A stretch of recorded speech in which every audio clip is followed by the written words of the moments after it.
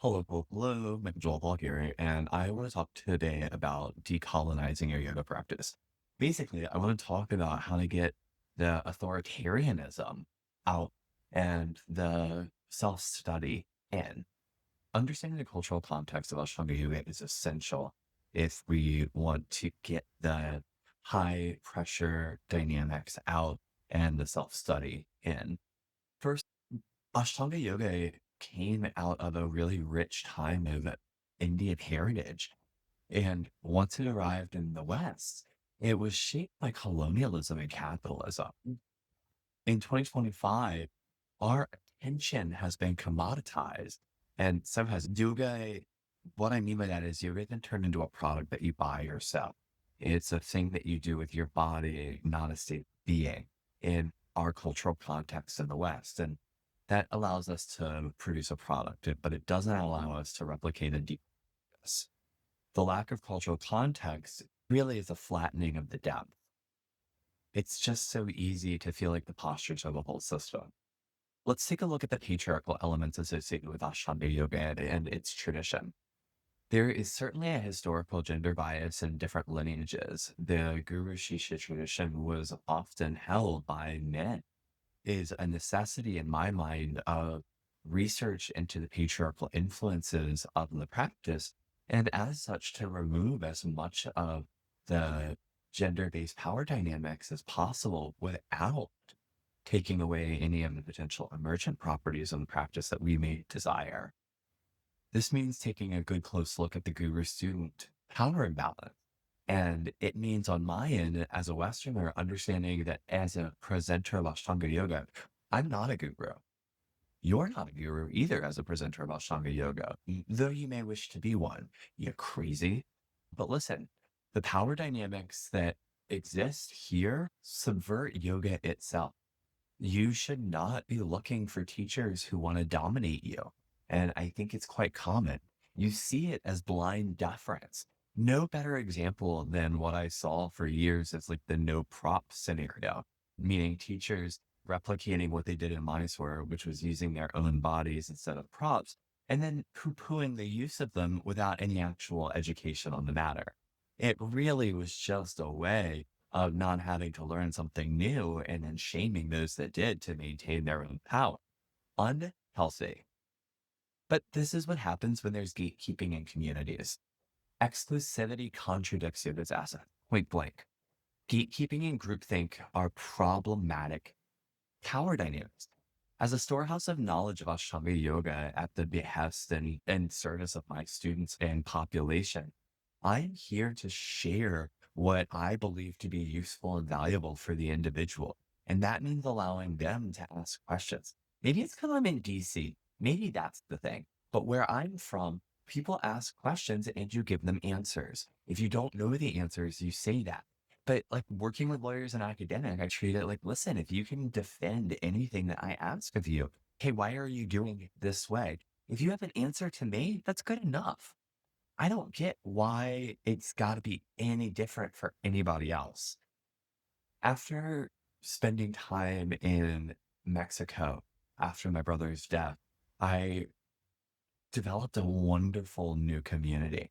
I'd already had Central and South American friends as well as Mexican friends, but I didn't understand was how when Western teachers go into communities in Central and South America and present Ashtanga Yoga's authorization system as the only valid way of receiving vocational education, and as such, the only kind of teaching that's worthy of someone's attention.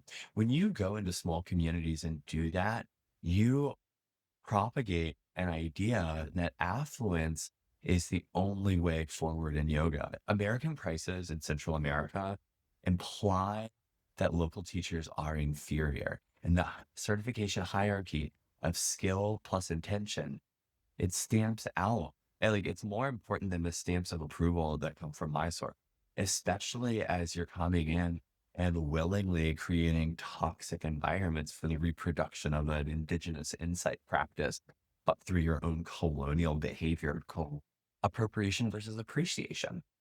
Appropriation is where we cherry pick stuff and strip context. Appreciation is where we talk about the roots and credit it, and I would say doing so in an honoring way, we can also nit and pick. Discussions need more depth around appropriation versus appreciation. There are a lot of Ashtanga yoga teachers who have received authorization who come back with absolutely no teaching ability. And they go around stamping out the potential of other hardworking teachers who have been doing it longer and maybe working in a vocational model that looks more like an apprenticeship than being able to afford to take long swatches of time off, go study with your guru. Listen, I'm authorized, like, whatever. Don't get too butthurt about it. We're just talking here. But if you can't have a conversation, what's the problem, huh? Are you fetishizing? Are you eroticizing your trips to India? Nuance matters. Going around, like, I love my teachers, and if you don't know me, I'm always doing a little impression. I'm not making a fake Indian accent, but I do love my teachers. But like when you look around and people who take their time abroad, not as an indication of the depth of their interest in the indigenous insight practice, but actually as an opportunity to create hierarchy and domination. This is clearly a continuation of the Hindu nationalism caste system. And no, thank you. Sure, it might have a historical context, but I don't want any parts of that either. So, as far as I'm concerned, performative inclusivity isn't the same as real justice. And so you got to be really careful of those who talk about appropriation and appreciation or accessibility without doing the hard yards of studying, understanding, and getting into the local communities to help create on-ramps. I think that this is fundamentally the case of commoditization, which open source teaching was really an antidote to. That means that we teach what we know, we share with our local community, that we are more like the small town mechanic or librarian than we are whatever these authoritarian fetishizers have made themselves into. In fact, this whole authorization conversation, well, I definitely wanted to receive authorization because to me, doing it the right way was important. What I really meant by that is I needed to find a way to understand what my own scope of practice was. And so I allowed authorization and then my continued mentorship to be that. I don't know why other people do stuff, but I think that open source teaching is an anti-colonization measure. It means that we can democratize our access such that there are principles over rigid forms. You can go to your friends who practice with different teachers and learn from. As an Ashtanga yoga teacher, very few of my friends had my teacher role, so we wanted to learn and play, and then we could adapt for each other. This is a community-centered approach, and that means that we're not trying to create a market share for ourselves. This allows for sustainable economics for everybody involved. Now, I mentioned making yoga accessible earlier, and as a decolonization practice, I think that's really important as well. Because it's not really just a decolonization practice, it's a decommodification practice. And what we want to take out of the Ashtanga yoga practice is the idea that you have to look any one kind of way. Because in Ashtanga yoga, accessibility and adaptability are assumed, as is competence, meaning we don't come in and behave paternalistically about those learning. Ashtanga yoga is a beautiful, straightforward system, and we don't need to gatekeep it or dress it up in any kind of way. We can just present it in a manner that is helpful for people who experience whatever physical, financial, or cultural barriers that may be in their path. Sure, there are some books on accessible Ashtanga, but I would really like to see the case studies from the individuals who participated in that book. There is a necessity of education on working with diverse bodies and abilities that ableist yoga rooms simply do not have. It, if what are they going to do then?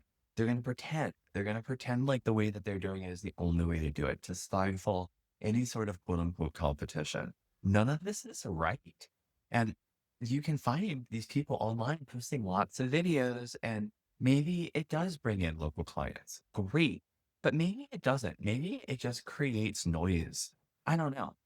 Don't you wonder if the people who are talking the most and working the most in the Ashtanga yoga world are also out there helping others one every day in their own shala? How are you going to take any sort of education about trauma-informed spaces and applying safety for the deeper inner work of practitioners if you don't know what it's like to nurture a trauma-informed space, to put together a shala, one that is free of hierarchy, one where you're not going to get screamed at and scolded. There has to be a balance between tradition and the evolution of Ashtanga Yoga. There are a whole lot of people who, when talking about lineage, they don't respect it. They pretend like the only version that people aren't out here respecting the lineage. So many of the people who run their mouth about that are actually just trying to accumulate power for themselves so that you'll buy products from them. And so they don't critique the harmful element. This is garbage. No one's going to grow that way. They're going to take your money and they're going to displace the people who are actually out here doing real work. Sorry, not sorry. I'm not ready to give up on Ashtanga Yoga, but in order to keep going, we have to recognize its problems. Practice has always evolved. Go to Delhi and see the sun salutation statues. They sure as shit don't look like Katabi joists. There's no better way to reframe the weird authoritarian things have always been this way malarkey by acknowledging regional differences and show how they naturally evolve, how you can tell one student's teacher from another. We're developing an inner compass with Ashtanga Yoga, not putting together a cage. You're not a slave. If your teacher is trying to turn you into one, that's slaveholder colonizer behavior, and it's gross. You got to make sure that people are focused on principles and what works. When they're coming over, how do you vet? How do you know whether or not you're in a room that's fostering agency or whether or not you're in a room that's fostering subordinate closed thinking? First, start with self-education and become aware of bias. There's no better thing to do than to dig out a list of cognitive biases and go through them. Maybe we'll talk about that next. Understand subjectivity a little bit. Recognize that you have your own lens and so do they. And that if you aren't given the space to have your own lens and that someone else's lens must inherently be yours, then you have to understand that you are in a slaveholder colonizer situation. If your teacher hasn't allowed for community dialogue where stand up to criticism can take your one on the shoulder, like everyone fucks up. Yeah. If your community can't say, hey, baby, or make fun of you a little bit, then no. That lack of conflict means a lack of growth.